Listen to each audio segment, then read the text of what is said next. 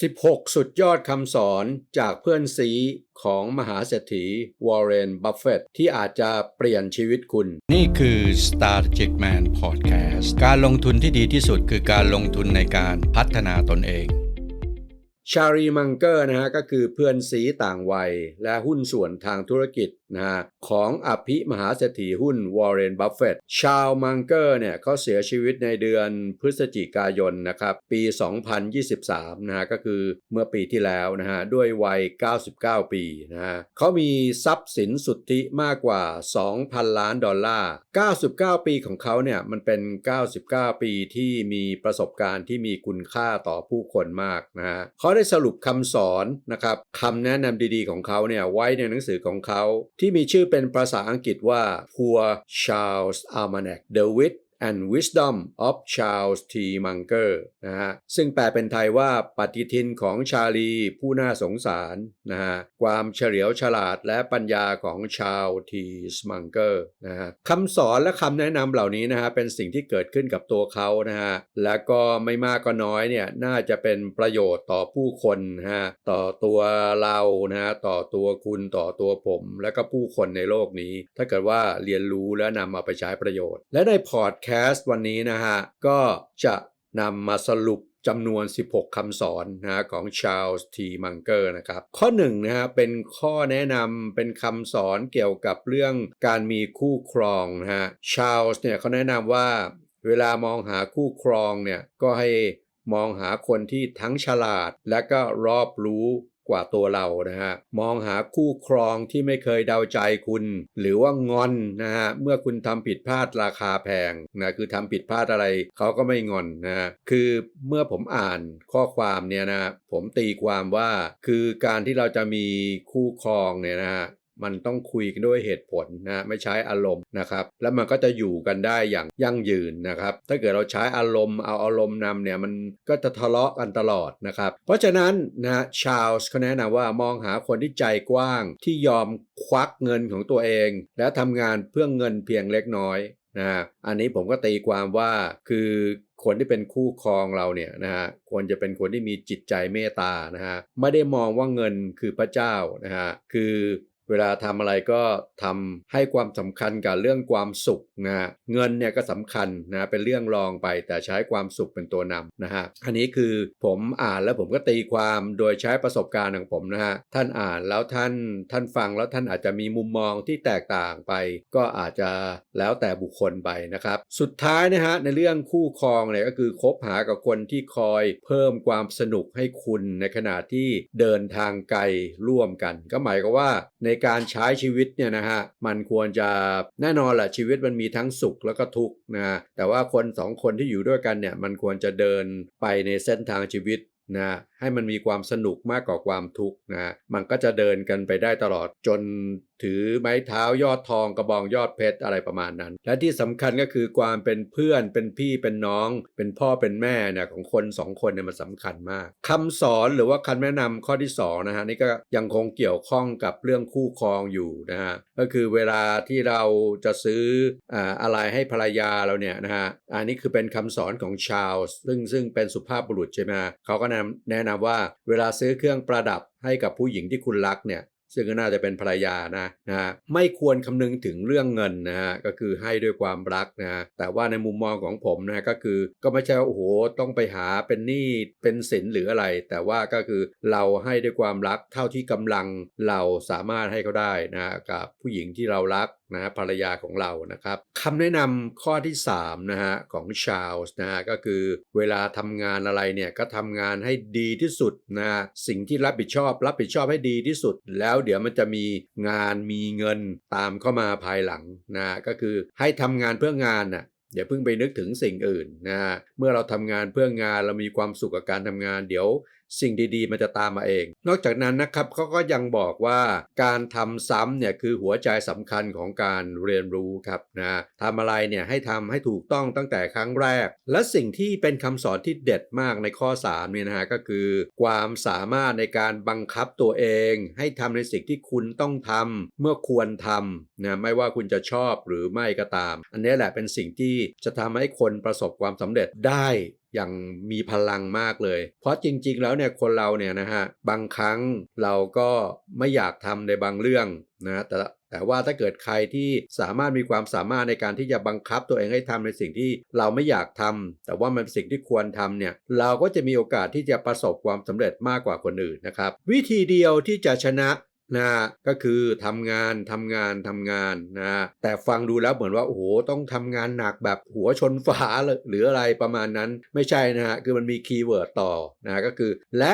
หวังจะได้เรียนรู้บางอย่างเพราะฉะนั้นการทำงานหนักเนี่ยสิ่งที่มันได้ก็คือการเรียนรู้นะฮะองค์ความรู้ใหม่ๆประสบการณ์ใหม่ๆนะครับมันไม่ใช่หมายความว่าทำงานหนักแบบตะพึดตะพือนะฮะแต่ว่าเราต้องเรียนรู้อะไรบางอย่างซึ่งเอาไปใช้ในอนาคตคำสอนข้อที่4ครับเขาพูดถึงว่า3กฎพื้นฐานสำหรับอาชีพหรืออะไรก็แล้วแต่เขามีข้อแนะนำนะก็คือกฎพื้นฐานข้อที่1นะครับก็คืออย่าขายอะไรก็ตามที่คุณไม่คิดที่จะซื้อให้ตัวเองนะท่านลองคิดดูแม้กระทั่งตัวเองก็ยังไม่อยากซื้อแล้วท่านไปบังคับหรือว่าไปหลอกลวงให้คนอื่นซื้อเนี่ยมันก็ยังไงอยู่นะฮะมันก็ไม่อินกับสิ่งนั้นด้วยนะฮะกฎพื้นฐานข้อที่2ก็คืออย่าทำงานให้กับใครก็ตามที่คุณไม่เคารพและชื่นชมนะอันนี้ในมุมมองของผมเนี่ยบางทีมันก็ทำยากนะเพราะฉะนั้นบางครั้งเนี่ยบางคนเนี่ยเราก็ต้องหาข้อดีข้ออะไรเขานะเพื่อที่เราจะได้อย่างน้อยเราก็รู้สึกชื่นชมเขาบ้างในข้อดีมันก็เป็นการสอนให้เรารู้ว่าบางครั้งเนี่ยอย่ามองแต่ข้อเสียอย่างเดียวนะก็ต้องมองทั้งข้อดีข้อเสียเราจะได้บาลานซ์มุมมองที่เรามีต่อคนคนหนึ่งนะครับแล้วก็กฎพื้นฐานข้อที่3ครับทำงานเฉพาะกับคนที่คุณชอบเท่านั้นอันนี้ถ้าเกิดเลือกได้ก็จะเป็นสิ่งที่ดีมากแต่ว่าในโลกแห่งความเป็นจริงเนี่ยเราอาจจะเลือกไม่ได้นะก็อาจจะใช้แนวคิดเหมือนกับข้อเมื่อสักครู่ก็คือเราต้องมองใครเนี่ยเราต้องมองจุดดีแล้วก็จุดไม่ดีของเขานะมันจะได้บาลานซ์กันไปนะเพราะถ้าเกิดว่าเรามองแต่ข้อเสียของเขาอย่างเดียวเนี่ยเราก็จะเบื่อหน้าจังเลยไม่อยากยุ่งกับคนนี้เลยนะครับเพราะฉะนั้นมองอะไรก็มอง2มุมฮะทั้งมุมลบและมุมบวกนะครับข้อที่5นะฮะคือชาร์ลส์เนี่ยก็บอกว่าเราต้องเรียนรู้ที่จะเป็นผู้ตามครับนะก่อนที่เราจะกลายเป็นผู้นำนะคือการที่เราเป็นผู้ตามที่ดีเนี่ยเราก็จะเรียนรู้ว่าเฮ้ยเวลาที่เราจะกลายไปเป็นผู้นำเนี่ยผู้ตามก็ควรจะเป็นยังไงนะฮะแล้วเขาก็พูดอีกว่าก่อนที่คุณจะเป็นผู้นำเนี่ยความสำเร็จก็คือการพัฒนาตัวเองนะครับแล้วเมื่อคุณกลายเป็นผู้นำความสำเร็จของการเป็นผู้นำก็คือการที่คุณเอาสิ่งที่คุณเรียนรู้เนี่ยไปพัฒนาผู้อื่นครับอีกอันนึงที่โดนใจก็คือตัวอย่างไม่ใช่สิ่งสำคัญในการสอนนะฮะแต่ว่ามันเป็นสิ่งเดียวเลยล่ะนะฮะคือการที่เราจะเป็นผู้นำใครนะเป็นครูเป็นอะไรเนี่ยบางทีเราไม่ต้องพูดอะไรมากนะฮะเราแสดงตัวอย่างครับเราทำสิ่งที่เราต้องการสอนเขาเนี่ยให้เป็นตัวอย่างนี่แหละเป็นสิ่งที่สอนที่ดีที่สุดนะครับเหมือนกับตอนที่ผมเป็นข้าราชการทหารอยู่ในกองทัพเนี่ยนะเขาบอกว่าการที่เป็นผู้บังคับบัญชาที่ดีเป็นผู้นำที่ดีก็คือการแสดงตัวอย่างในสิ่งที่เราต้องการทำให้กับผู้ใต้บังคับบัญชานะนั่นคือเป็นการสอนที่สุดยอดมากที่สุดครับคำสอนข้อที่6นะฮะเขาบอกว่าอาวุธที่ดีที่สุดสำหรับวัยชราหรือว่าคนที่สวเนี่ยก็คือประสบการณ์ครับคือในชีวิตที่ผ่านมาของคนที่เป็นที่ผ่านโลกมามากเนี่ยก็คือการทุ่มเทในการแสวงหาความรู้ที่มีประโยชน์นะฮะมีการกระทำต่างๆมีการสร้างคุณงามความดีต่างๆนะนี่ก็คือมันถือว่าเป็นอาวุธสำคัญของคนคนหนึ่งเลยนะครับโดยเฉพาะคนที่ทุ่มเททำสิ่งนี้ตั้งแต่อายุน้อยๆเนี่ยพออายุมากขึ้นมันก็จะผลิดอกออกผลนะฮะทำให้เรามีความสุขในช่วงเมื่อเรามีอายุมากขึ้นนะครับอันนี้ก็คือคนที่ยังอายุน้อยอยู่ก็ฟังคำสอนนี้เอาไปใช้ได้ครับและอีกอันนึงก็คือสนุกกับสิ่งที่คุณทำนะฮะกระบวนการที่คุณทำนะเพราะว่าไอ้กระบวนการที่เราทำอะไรทั้งหลายแหล่เนี่ยมันก็คือชีวิตของเรานะฮะเพราะฉะนั้นสนุกกับมันเราก็จะมีชีวิตที่มีความสุขครับคำสอนข้อที่7เนี่ยเป็นคำสอนที่ผมอ่านแล้วผมก็รู้สึกฮาๆนิดๆนะฮะก็คือชาร์ลส์เนี่ยก็บอกว่าเมื่อคุณยืมรถของคนอื่นนะฮะคุณจะต้องคืนรถนะพร้อมน้ำมันเต็มถังเสมอนะฮะอันนี้ก็เป็นเรื่อง common sense นะแต่สาระของมันนะฮะผมตีความก็คือเวลาเราทำอะไรเนี่ยคนอื่นก็ทำอะไรเนี่ยให้เราเนี่ยเราก็ต้องนึกถึงเขาแล้วก็ต้องตอบแทนบุญคุณคนอะไรประมาณนี้เหมือนกับการที่เราเอารถเข้ามาเราก็ต้องเติมน้ำมันให้เต็มเขาดูแลรถเขา นะฮะนี่ก็คือสิ่งที่พูดง่ายๆคือบุญคุณต้องทดแทนนั่นเองครับคำแนะนำข้อที่8นะหรือว่าคำสอนข้อที่8ก็คือค้นหาว่าคุณเก่งด้านไหนนะและพยายามทำมันต่อไปนะคือพอเรารู้ว่าเรามีความสามารถด้านไหนเนี่ยนะแล้วเราก็โฟกัสมันนะเราจะสุดยอดมากเลยนะแต่ชาร์ลส์เนี่ยก็เสริมเพิ่มเติมว่าหากคุณเล่นเกมที่คนอื่นมีความสามารถแต่คุณไม่มีเนี่ยคุณก็จะกลายเป็นผู้แพ้นะฮะก็คือเกมนี่ก็เหมือนว่าการใช้ชีวิตการดำรงชีวิตของเราเนี่ยนะเราต้องมีความสามารถในเกมนั้นเราถึงจะมีโอกาสเป็นผู้ชนะนะแต่ถ้าเกิดเราไม่มีความสามารถแล้วเราดันทะลึ่งที่จะไปเล่นในเกมนั้นเนี่ยเราก็มีโอกาสที่จะเป็นผู้แพ้ครับและหากเป็นไปได้เนี่ยคุณควรจะหาทางทำสิ่งที่คุณสนใจอย่างจริงจังนะอันนี้เป็นคำแนะนำของชาร์ลส์ทีมังเกอร์นะครับคำสอนอันดับที่9นะฮะเป็นคำสอนเกี่ยวกับความอดทนครับชาร์ลส์เนี่ยก็พูดว่าศิลปะแห่งการรอคอยโดยไม่เบื่อหน่ายในการรอคอยเป็นอะไรที่ฟังแล้วดูน่าสนใจมากเลยคือเวลาเรารอคอยอะไรเนี่ยแน่นอนครับโอ้โหมันนานจังมันก็จะเกิดความเบื่อนะเพราะฉะนั้นทำยังไงไม่ให้เบื่อทำไงให้เรารอคอยทำไงให้เราอดทนได้เนี่ยมันเป็นความท้าทายมากเลยนะฮะมีเทคนิคมากมายอย่างเช่นเวลาเรามีเป้าหมายอะไรใหญ่ๆเนี่ยถ้าเกิดเ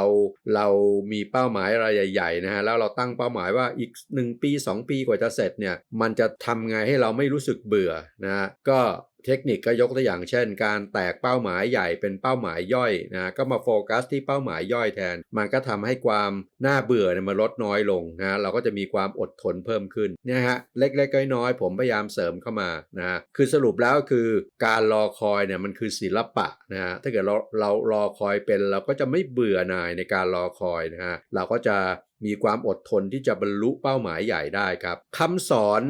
อันดับ10นะครับเป็นเกี่ยวกับการลงทุนครับน่าสนใจมากคือชาร์ลส์เนี่ยก็บอกว่าธุรกิจที่ยอดเยี่ยมในราคาที่เหมาะสมนะฮะดีกว่าธุรกิจที่เหมาะสมในราคาโคตรแพงนะคือเห็นประโยชน์นี้ก็คือนะฮะเวลาเราลงทุนอะไรเนี่ยเราก็ต้องดูธุรกิจที่มันยอดเยี่ยมใช่ไหมฮะแต่ว่าราคามันก็ควรจะเหมาะสมนะแต่ว่าถ้าเกิดไปเจอธุรกิจที่เหมาะสมแต่ราคาโคตรแพงเนี่ยก็ไม่น่าลงทุนนะครับในการลงทุนอะไรเนี่ยต้องเริ่มต้นด้วยการวัดความเสี่ยงครับโดยเฉพาะความเสี่ยงที่มันจะกระทบต่อชื่อเสียงหรือภาพลักษณ์ของเราเนี่ยเป็นสิ่งที่ต้องระวังมากเลยนะนี่ก็คือคำแนะนำของชาร์ลส์นะฮะในเรื่องเกี่ยวกับการลงทุนครับคำแนะนำข้อ11นะฮะพัฒนาตนเองให้เป็นผู้เรียนรู้ด้วยตัวเองตลอดชีวิตครับด้วยการผ่านการอ่านอย่างตะกะตะกามนะฮะพอพูดถึงคำว่าตะกะตะกามนี้นึกถึงภาพของคนเวลากินข้าวแบบมูมามอะอย่างเงี้ยก็เห็นภาพเลยว่าคือการที่เสพความรู้เรียนรู้อย่างตะกุมตะกามเนี่ยตะกะตะกามเนี่ยมันเหมือนกระหายอ่ะแล้วเราก็จะมีความรู้มากมายนะฮะแล้วก็ต้องเรียนรู้ในเรื่องการปลูกฝังความอยากรู้อยากเห็นนะฮะเพื่อที่จะมุ่งมั่นที่จะทำให้เราฉลาดขึ้นทุกวันนะฮะคือทำตัวให้โง่เข้าไว้เราจะได้เรียนรู้มากๆฉลาดมากๆขึ้นอันต่อไปนี้น่าสนใจนะยังอยู่ในข้อ11อยู่นะฮะก็คือความอ่อนน้อมถ่อมตนทางปัญญาครับนะฮะก็คือพูดง่ายๆคือการยอมรับสิ่งที่คุณไม่รู้นะก็คือยอมรับว่าตัวเองโง่นั่นเองมันคือจุดเริ่มต้นของปัญญาหรือการสร้างความฉลาดนั่นเองการเพิ่ม IQ นั่นเองเมื่อเรา